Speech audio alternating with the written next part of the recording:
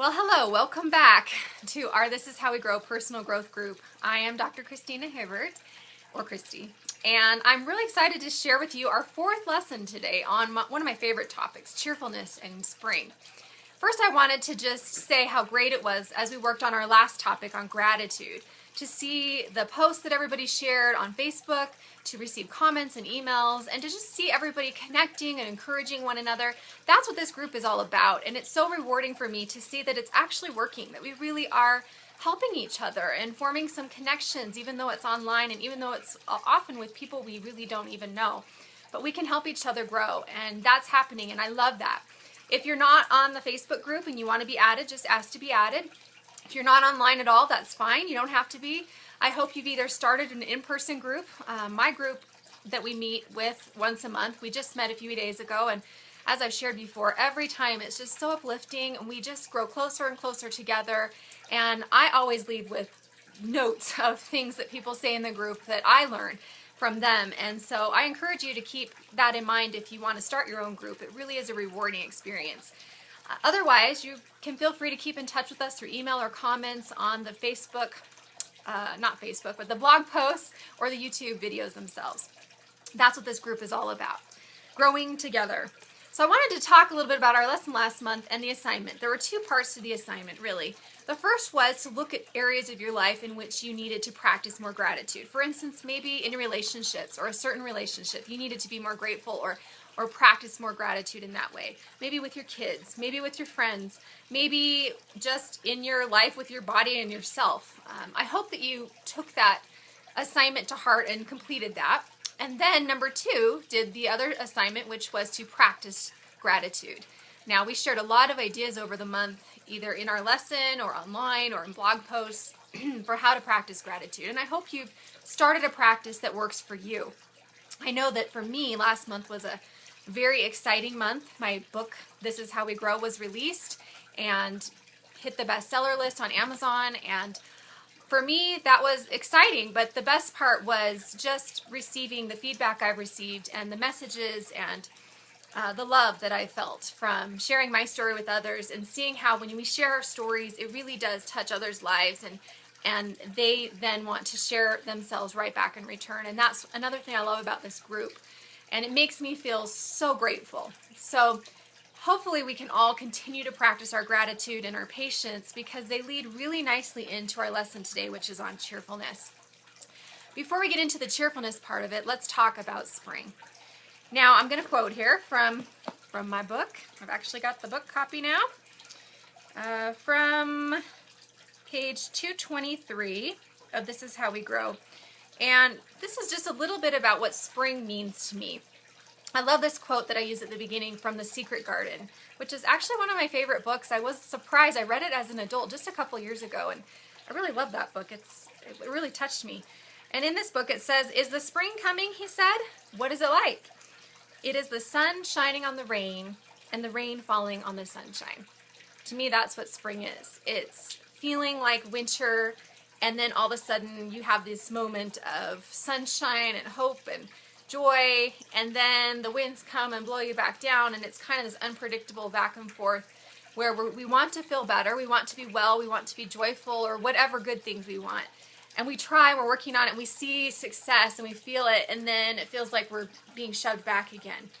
And it's perfect to talk about this time of year because, well, for me right now it's winter time. It's actual winter outside. But even in the wintry times of our lives, we can still have these moments of spring. And let me share a little bit more about what I mean. On page 223 here, it says, "It's okay, you know.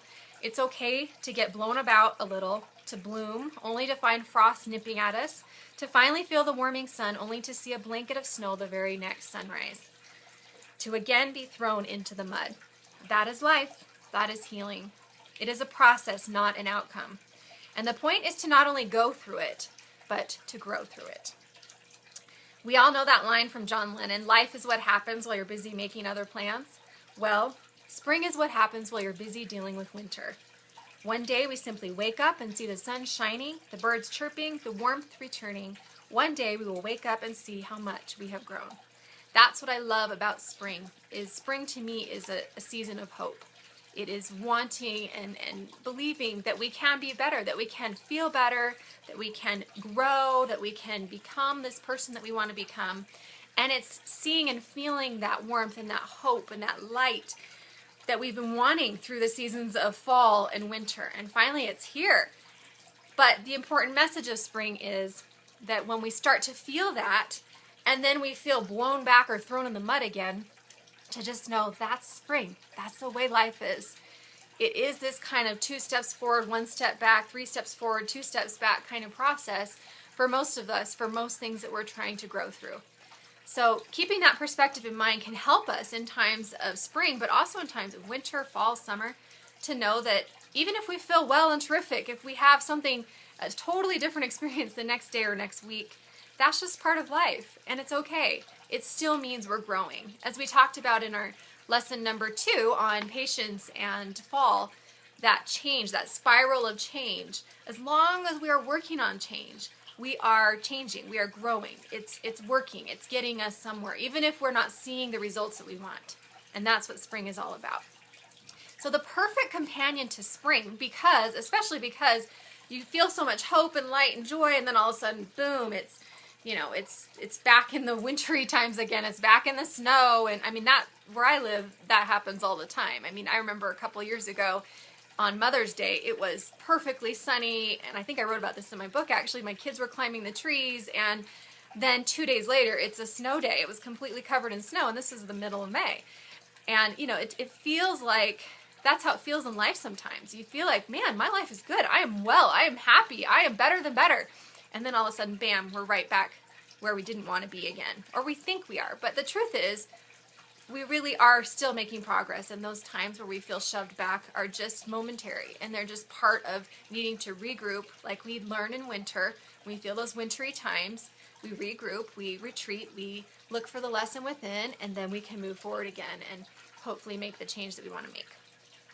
Now let's talk about cheerfulness. So cheerfulness, my year of cheerfulness was my favorite of all my years that I've done. And as you know, I select a theme each year to work on. And my year of cheerfulness I loved it because it was so simple. I think some of these other things we talk about, like patience or gratitude or joy, they're a lot harder to measure in some ways. It's harder to know, am I really being patient? Am I really being grateful? But cheerful is pretty simple. It's either I'm being cheerful or I'm not. If I'm being grumpy, I'm obviously not being cheerful. If I'm complaining, I'm obviously not practicing cheerfulness. So I think that's what I loved about it. It was so simple. And my goal was, as I wrote in the book, and I'm sure many of you know, I wanted to feel joyful, but I didn't yet. And I knew that I couldn't. I knew that I was at a time where there was still a lot of hard things going on in my life. I wasn't ready to really practice joy because I just wasn't there yet. My life circumstances weren't allowing me to be there yet, but I knew that I could act cheerfully even if I didn't feel joyful. And in acting cheerfully, I gained a lot of joy. And it's like that idea of fake it till you make it. It's you put on the smile in the hardest times and you try to be cheerful, you try to have that good attitude, and that cheerfulness carries you through and often becomes the way that you feel. So you start off acting cheerfully, and a lot of times you end up feeling cheerful and joyful. That's what I love about practicing cheerfulness.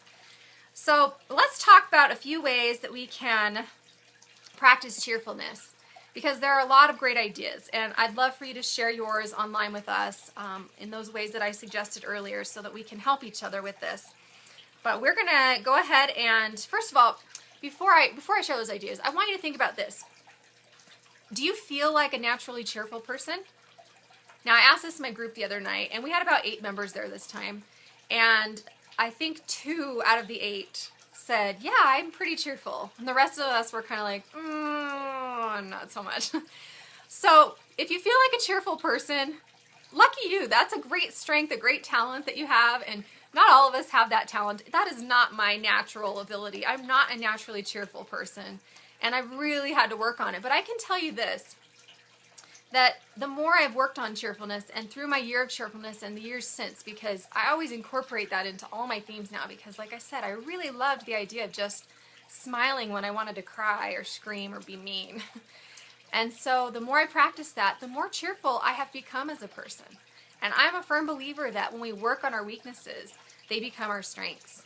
And I think I'm becoming stronger in being a cheerful person, though I'm not naturally that way, and it's not something that I'm always good at. But we can improve. So even if we don't feel like a naturally cheerful person, there's hope. The second part of that question I wanted to ask is, well, what does cheerfulness look like for you? What does it mean to you if you're being cheerful or feeling cheerful?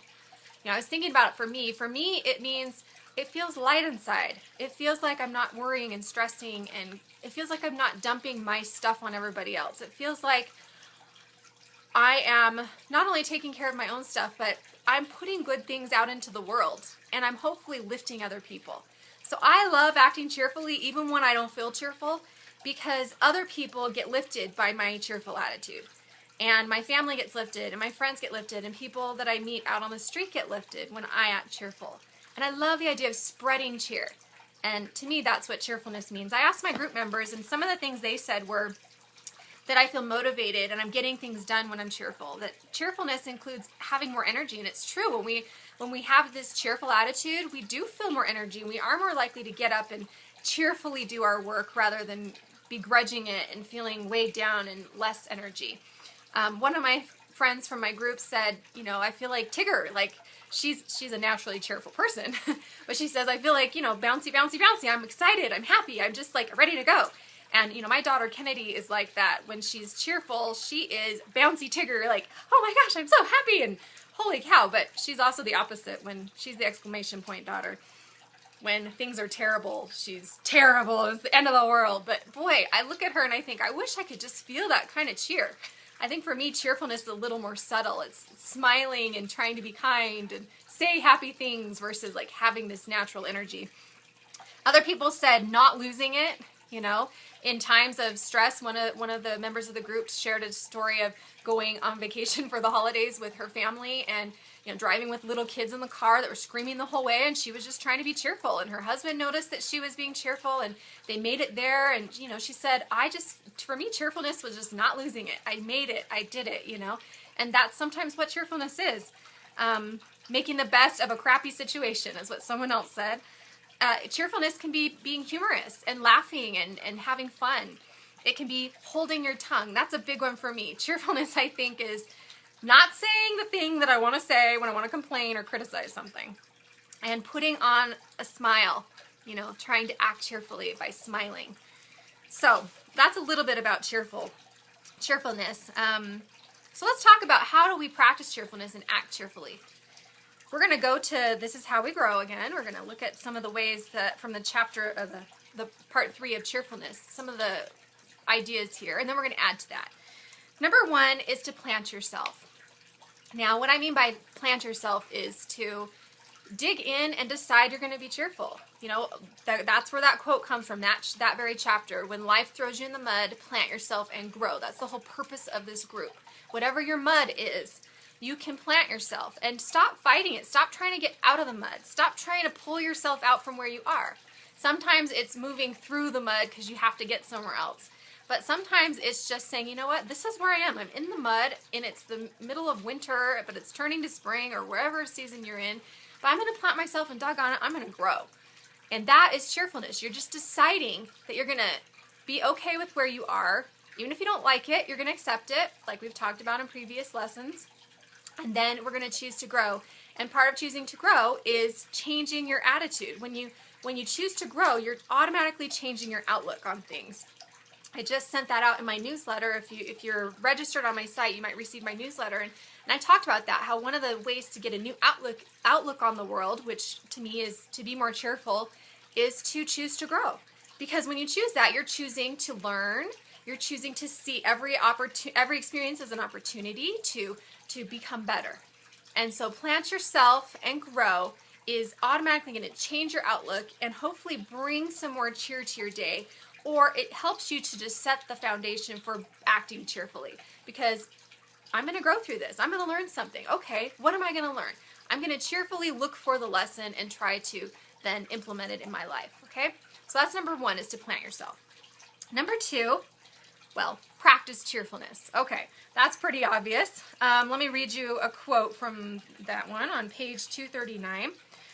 I love this by this quote at the top of the chapter by, gosh, why can I not think of how to pronounce his name?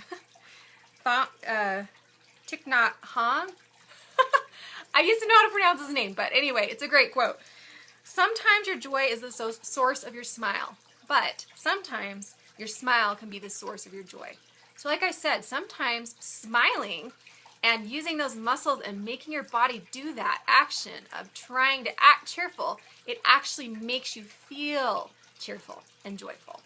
And that's the whole idea of this. So like we say here, cheerfulness is a choice. Like any other talent or skill, it requires practice. If I want to play the piano, I can't expect to just sit down, pick up Mozart, and tickle the ivories. Far from it. But if I'm willing to work, to put in my 30 minutes or more a day to practice, I might be able to tickle a little Mozart. The same goes for cheerfulness or any other personality trait. If I want to be more loving, kind, generous, assertive, I can. If I want to be a leader, a hard worker, a motivator, I can. All it requires is choosing to work on and improve that trait. Isn't that great news? I think it is, because if it's up to me, then it's not up to anyone else. I alone can change and become who I want to become. And that to me is what I mean by practicing cheerfulness.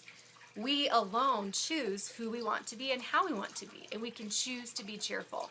We can choose to practice these things that help us bring more cheer into our life.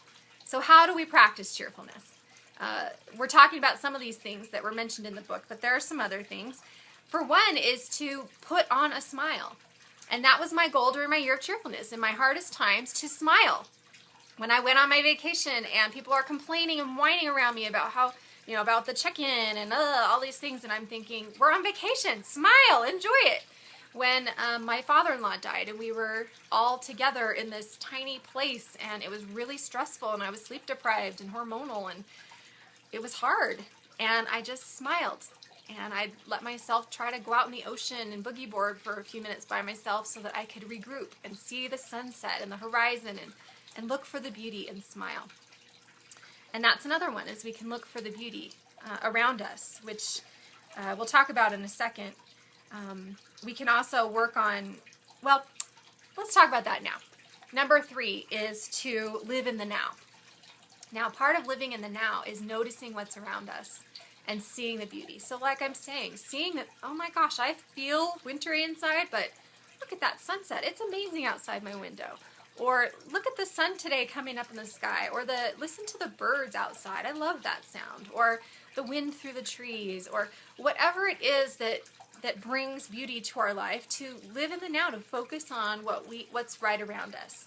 So the lesson of live in the now to help us be more cheerful is to use all 5 senses to be where you are. Now this is mindfulness at its best. Mindfulness is a whole field of psychology and mental health that focuses on being where you are, getting out of your thinking brain and where your brain is controlling you, and really just getting back into the soul of who you are so that you can notice the stuff that's all around you that's really good. So live in the now means use all your senses. So what do you smell? What do you see? What do you feel on your skin? What do you hear? What do you taste? All of these senses can help us to immediately bring us right back to where we are. If you're doing the dishes and you hate doing the dishes, well, is there something beautiful out your window that you can look at? Or is there something that you smell that smells really good because, wow, you made this great dinner and it smells really good and the taste of it was so good? Or your child is right there, maybe giving you a smile or comes up and hugs you. These are things that we need to notice. We just have to pay attention. And that's number 3 for how to be more cheerful. Number 4 is discover authenticity. So here's the question for you. How can you act cheerfully but still be authentic? Because I get that question a lot.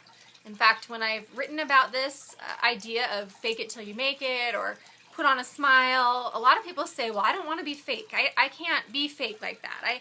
I've got to be authentic. And I would completely agree. We do need to be authentic. So that's the question. How do we act cheerfully and still be authentic? Think about that, and I'm going to share some of the ideas from my group that they came up with. For one, some of the group members said, we can choose who we're authentic with. We don't have to be authentic, like sharing all our stuff with everybody we meet. We can just be cheerful with pretty much everyone, and then the hard stuff that needs to be worked through, we share with just certain people that really are going to understand and that are going to help us. And that's part of being authentic and acting cheerful. One thing that somebody said is, I choose how I am. And that's really the whole point of this, is I'm going to choose to be cheerful. So even if I don't feel cheerful, if I act cheerful, that doesn't mean I'm being fake. It means I want that. So I'm going to act the part until I can really become that. And that's a great way to think of it. We act the role until we feel like we have fulfilled that role. So we act the part, and we do that all the time in our lives, with our roles in our relationships, in a new job, and in careers, in all kinds of things. We act the part because we're not really sure what we're doing all the time. I mean, heck, even starting this group, I'm not really sure what I'm doing, but it's going well so far, I think. I hope you agree. We act the role. So we can do that with our emotions, and we can act cheerful, we can act happy, we can act grateful, even if we don't feel it yet, and it helps us become that. Also, somebody said, who was a mother, she said, I used to always feel like I just have to feel what I feel. And she said her mother would never validate how she felt. Her mother would always say, just be cheerful, just be cheerful. So she hated that idea of being cheerful, because if she felt sad or grumpy or had a bad day, her mom would just ignore it and say, be cheerful instead. And so she said, but as a mom, she learned that she didn't need to dump all her stuff on her kids. If she was having a bad day or something, her kids didn't need to know all this. So she learned how to be cheerful and follow her own mother's advice by becoming a mother, because she had to put on that act a little bit, because her little kids didn't need to know all this stuff that was going on. And we talked about then, part of that is we have to validate feelings, our own feelings and the feelings of others, in order to live a cheerful life and also be authentic. And so maybe her mother could have helped her by sitting down and talking with her first about how she was feeling and letting her express and experience her emotions. And then once she gets through it and works through it, to say, okay, now go be of good cheer, right? And I have to say, if you're a spiritual person, if you're a Bible reading person, pretty much all of the major religions, believe in being kind and compassionate and cheerful. And in the Bible, I can't tell you how many times it says be of good cheer. So it's really good advice, be of good cheer. But we also need to feel our emotions. That's part of being authentic. And someone else said that, I practice gratitude, and part of being cheerful is practicing gratitude. And I completely agree. In fact, our lessons, our first couple of themes on patience and gratitude are crucial to cheerfulness.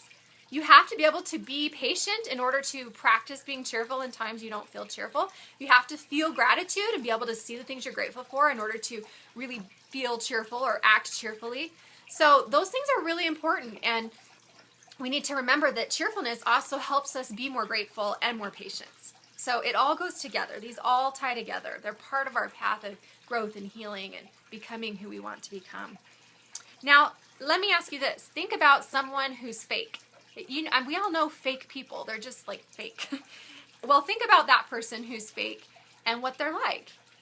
Are they, is there a difference between just a fake person and someone who is acting cheerful but maybe also being authentic? Yes. I mean, fake people aren't necessarily cheerful, and you know that they're not being real, and you know that they're doing it for other people. They're not doing it for themselves. And that's the difference between being fake and acting cheerfully. If I'm choosing to act cheerfully, I'm doing it for myself. I'm doing it to be a better person, to choose the higher road, so to speak.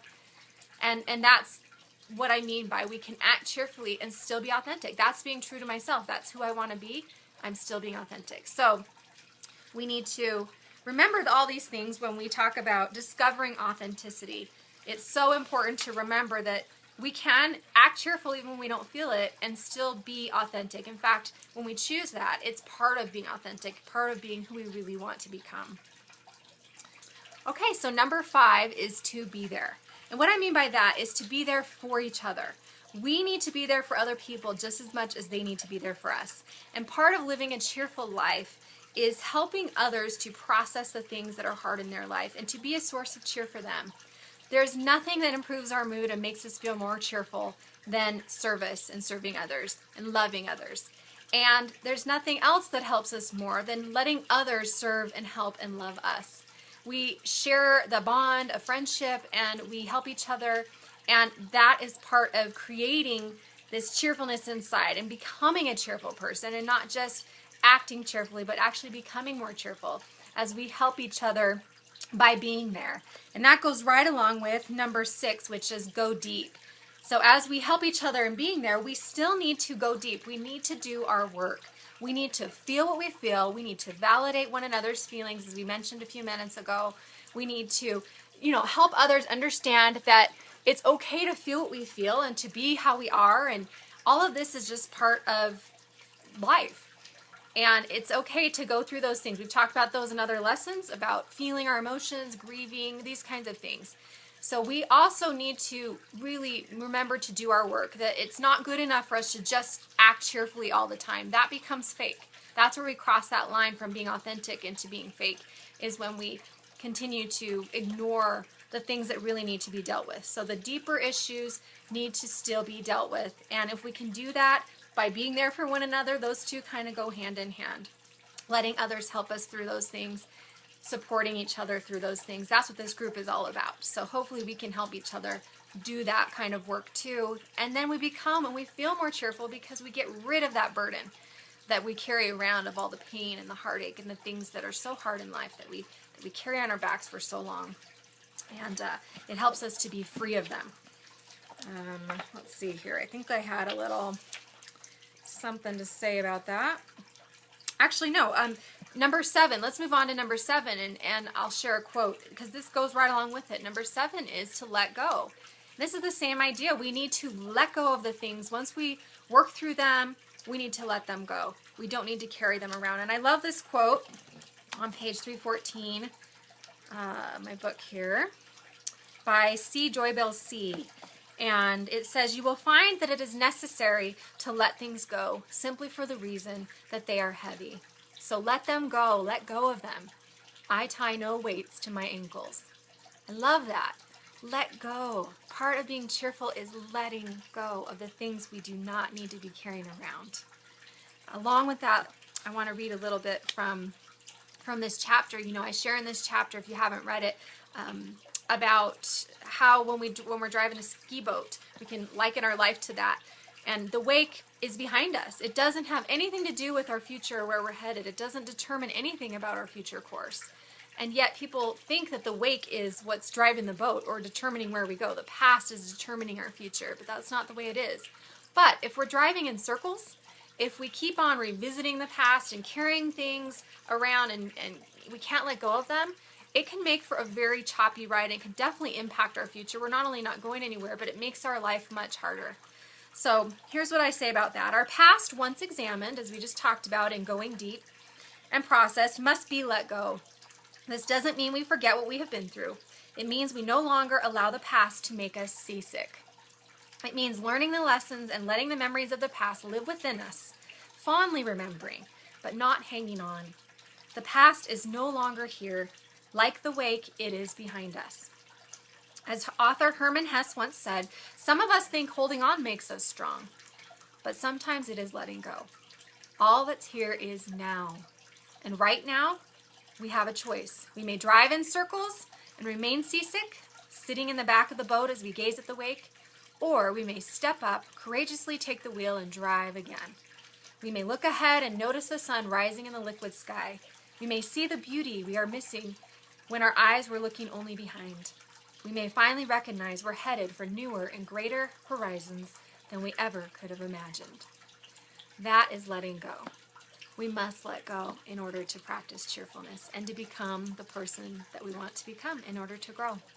Okay, just a few final ways we can practice cheerfulness that I noted down here and that came from my group and from some other sources. We can seek the positives. Our brain is trained to look for the negatives in life. So as we work on telling our brain each morning, your job is to go out and look for the good stuff. That helps us to have a focus throughout the day that can really make us more cheerful and make us more grateful too. So help our brain to seek the positives.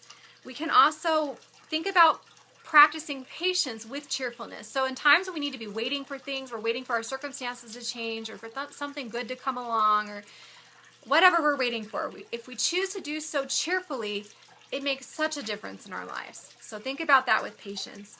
And the other one I wanted to mention was ditch the worry. To me, this is such a block to our cheerfulness and to so many good things that we could have in life, is that we worry so much and we can't let it go. So we just talked a few minutes ago about letting go of things. And this is one thing we need to work on to let go. And so what I invite you to do, if you have a problem with this, to go to my website, drchristinahibbert.com, and look for a blog post, search for a blog post called The Key to Worry Free, The Worry Tree. You can also go on Google and search for the same thing, and it should pull up on page 1. This is a great method for ditching the worry, and basically all it does is say, is there anything I can do about this problem right now? And if there's not, we have to let it go. And if there is there anything I can do right now? And if there's not, we have to let it go until we can do something. And if there is something we can do, then we need to do it. So basically the key to worry free is to either do something or to let it go. But staying in worry just keeps us cycling and never really solving anything. And it also takes away our cheerfulness and joy. So keep that in mind and work on worry if that's an issue for you. I was also looking through some of the Happiness Project by Gretchen Rubin. It's a fun little book with some great tools and ideas in it. And her chapter called Lighten Up has some interesting ideas that can help us. She's talking, one thing she says is sing in the morning. You know, if music lights you up like it lights me up, add more music to your life. Do things that make you feel cheerful. She also says do projects that you love to do. Add in some things that take time for the things that matter to you, that really bring you some joy and meaning and fun in your life so that you can feel more cheerful. Along with what we talked about with acknowledging the reality of other people's feelings and being there for one another, she suggests, writing things down. So with your own feelings, write them down. Get them out of you. If you don't have someone to talk to or some other way to deal with it and you want to feel more cheerful, write it down to help you bring back those more positive emotions by getting it out of your system. Also, admitting that things are tough is part of helping us feel more cheerful. We can say, this is hard and I don't want to do this and I wish this weren't happening. But doggone it, I'm going to put on a smile and get out there and do my best because that's who I choose to be. I'm going to be that person. So that's part of living gratefully and authentically. Another thing she says in her chapter here is be a treasure house of happy memories. I love this because as we focus on making and creating happy memories in our life, that brings more cheer to our life and to other people's lives, and it brings more meaning and joy and all these wonderful things that we want. So part of being cheerful is really focusing on, I want to create some fun, happy memories. I want to be a fun, happy person for my family, for my friends. That's who I want to be. And so that's part of our developing cheerfulness that we can remember to do. Okay, so that really brings us to the end of our lesson. I hope you learned as much about being cheerful as I have. I know this was a longer lesson, but there's just so much to share, and I hope something inspired you. So here's our assignment. Number 1, what spoke to you most about all these things that we've shared? A lot of different things about being cheerful. What parts of these things really resonated the most with you or made the most sense or felt like I really need to do that, or that's the thing I really need to work on? Write that down. Okay, write those things down now while you have a chance, while it's fresh in your mind, so that you know the things that really are probably needing your attention first and foremost. Then, number 2, practice cheerfulness. Practice being cheerful, acting cheerful, feeling cheerful, creating cheerfulness in your life, and living cheerfully. And that includes all of these ideas we shared in this video, as well as I'm going to be doing a blog post soon, or probably by the time you've seen this, I've already done the post on some extra ways to be cheerful and act cheerful and how cheerfulness can benefit us in our life, as well as your own ideas or others. We want to practice being cheerful. That's our goal. So it might be as simple as, like I did that whole year, just smile when I don't want to. Just try to light my eyes up so people can see that I am a source of joy and I want to be that for them. I encourage all of us to continue to grow. Being cheerful and acting cheerfully is one of the best ways we can continue to grow through our seasons, especially through spring. And next time we get to talk about summer and joy. And even if you don't feel like you're in a season of joy or summer, it's going to be fun to talk about. And after that, we get to talk about love, which is a really, really wonderful, wonderful lesson I can't wait to share with you. So until then, may you all have good cheer and be of good cheer and choose to grow. And I'll see you back here next time. for our This Is How We Grow personal growth group. Bye-bye.